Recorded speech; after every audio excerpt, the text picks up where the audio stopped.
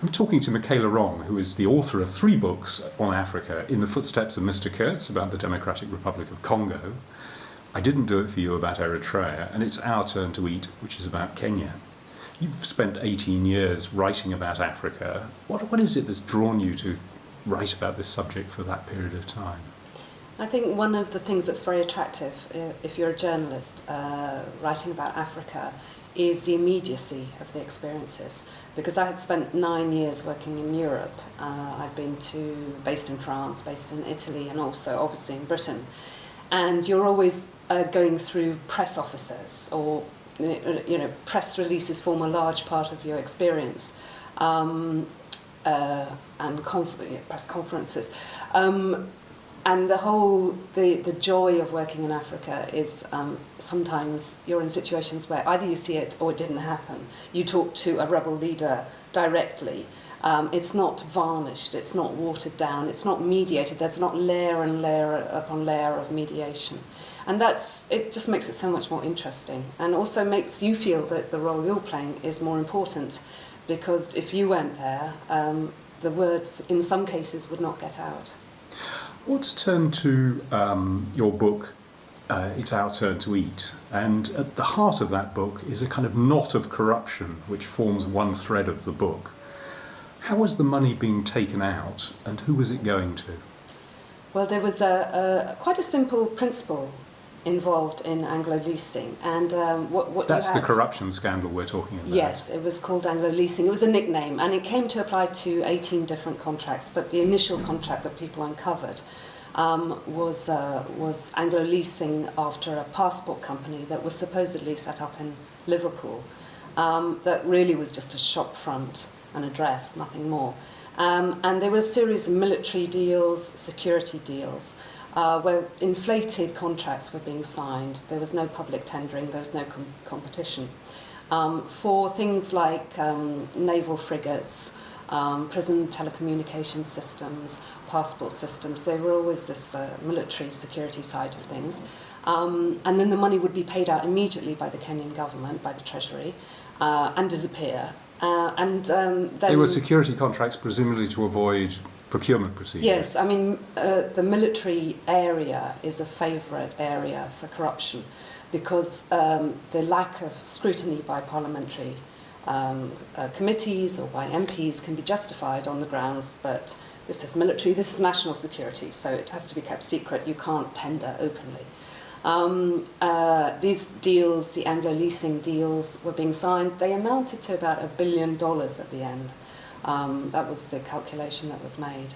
And very little came back. I mean, some things were delivered. We gather that there is a naval frigate somewhere sitting in Spain, but they certainly didn't cost the amount of money that was being paid. And what was very suspicious always was that the money was paid immediately up front, before anything was delivered. So the suspicion is that, in fact, given that sort of very little of it was delivered, that the largest part of £1 billion went into the politicians' pockets. Yes, that very little came back. Most of it was being rechanneled back into probably Swiss bank accounts and Canary Island shell companies. What was, of course, the giveaway was that Anglo-Leasing did not exist. When questions were asked about who are these people, who are these companies that these contracts have been signed with, it turned out that there was nobody. It was the ghost of Anglo-Leasing. These ghostly presences, these Kenyan Asian middlemen played a key role in sort of fixing facilitators, yeah. And that's a long tradition in Kenya as well. Yeah. And so it was all incredibly murky, and has remained murky to this day.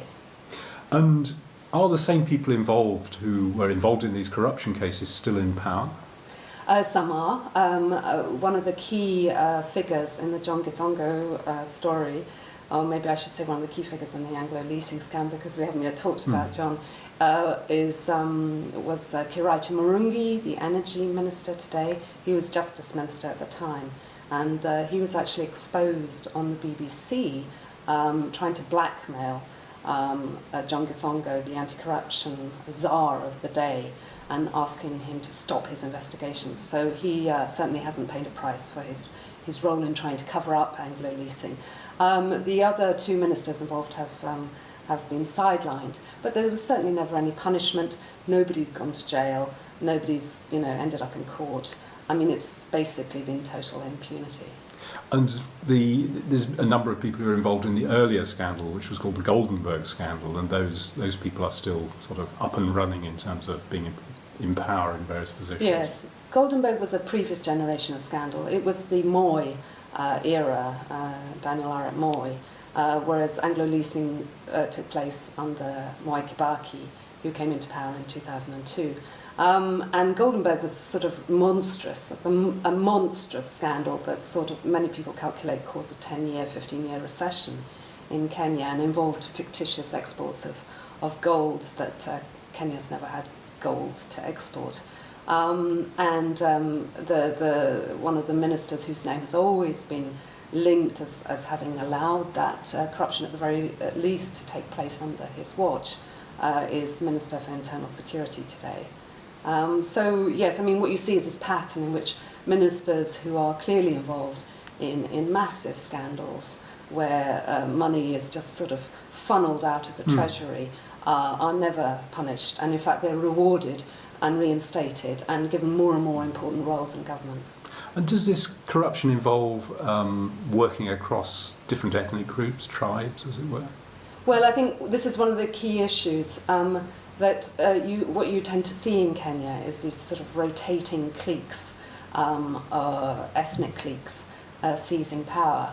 And under President Daniel Arap Moi, it was a Kalenjin clique, one of the smaller ethnic communities. And of course, because it was a smaller group, he had his sort of allies in other ethnic communities.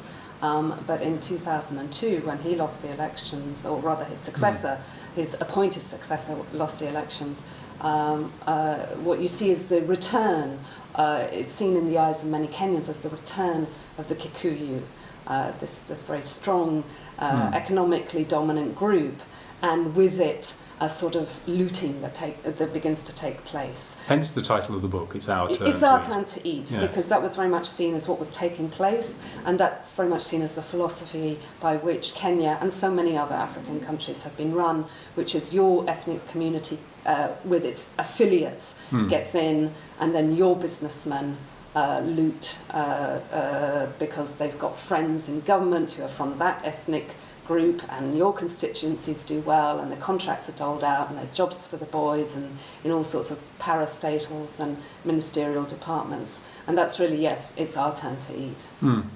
And is this corruption in Kenya purely governmental, or does it affect other parts of life? Well, I think anyone who's lived in Kenya, and many other African countries are like this, but not all, would say that it affects every aspect of your life. I mean, when you go through a sort of roundabout and you're sitting in a matatu, one of the taxis, a public taxi, there'll be a roadblock, the police will stop, they'll ask for their bribe, you'll see very openly a bribe being exchanged with the driver. Anytime you need any kind of documentation issued, and I think it's very insidious. Your contracts tend to, there are sweeteners paid by the private sector to get contracts done. If you need a land registry deal, and I think what you see is, I recount in my book how I discovered that my office manager was scamming me, and then before that I had discovered that everyone in the press centre where I worked, all the journalists, the foreign journalists who worked there, they were all being scammed by their office managers as well.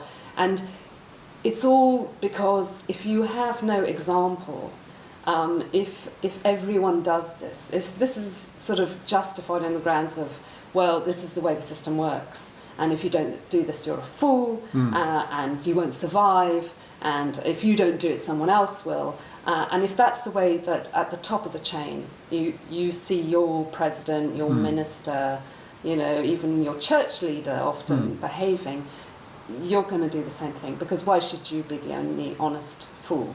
How does a country transition out of a corrupt state into a less corrupt state, or to being hardly a corrupt state at all? Because it happens historically, doesn't it? Yeah, I think that's such a big question, and I think so many people are trying to work it out, and they're partly looking at examples and case histories. And if we knew an easy answer, then it would be there wouldn't be so many problems. I think one of the conclusions that John Githongo reached in Kenya, and I would certainly echo him, is there's often an idea that if you set up an anti-corruption commission, it sorts things out. And in fact, that doesn't work. Because all you do is you create a new layer of sort of legal bureaucracy. And then all these games are played that what will tend to happen is the president will appoint one of his cronies to run that commission. And then the enemies of the president will, yes, and people he's fallen out with will be charged.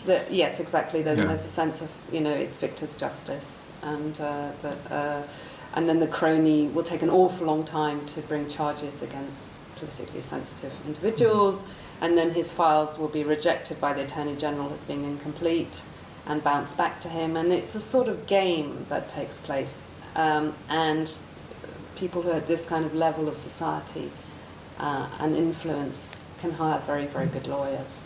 So I don't think that's the answer. I think it's a sort of colossal red herring and waste of time, and very costly, because all these people are getting very large salaries to do nothing.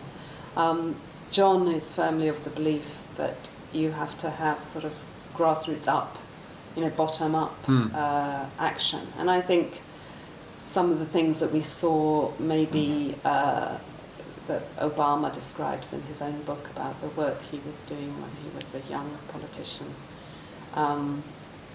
of making your own MPs, your councillors accountable, asking to see the accounts, insisting on budgets being published. And the internet can play a huge role in this and is being used for this in Kenya. Just information's a great tool, and then using that information, the spread of the private media, all these play a factor, but of course they're all tiny little elements in a bigger picture. You have to create a climate where people feel ashamed to do certain things. That's quite hard. That's quite a hard thing to pull off, and it doesn't mean everyone has to play their part, but that's the challenge. Michela, thanks for talking to me today.